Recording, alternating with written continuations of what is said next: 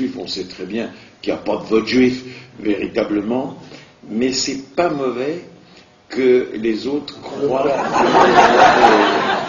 qu'il y en a un au moment des élections. Et puis, il y a une chose qu'on peut se dire si c'est pas rapporté, c'est vrai que, qu'est-ce qui impressionne? C'est pas le nombre des juifs, c'est leur influence. Moi, l'autre jour, j'ai été invité dans le sud-est de la France par une association formidable, les dentistes de la région PACA. Et puis j'ai eu la curiosité de leur dire, mais vous êtes combien les dentistes de la région PACA? Parce que je trouvais qu'il y avait du monde. Alors, ils m'ont dit, on est 324 ou quelque chose comme ça. J'ai dit, oui, mais en tout, il y a combien de dentistes? Et ils m'ont dit, oh, il doit y avoir 520 et quelque chose. J'ai dit, quoi, vous êtes 320 dentistes juifs sur 500 dentistes?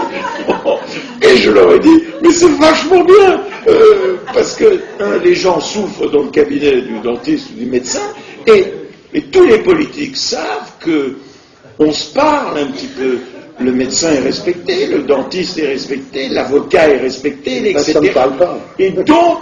Et donc, ce qui fait peur, c'est pas le nombre des juifs, c'est l'influence exercée par les juifs. Et je me dis, on est très minoritaire, on est 1% de la société française.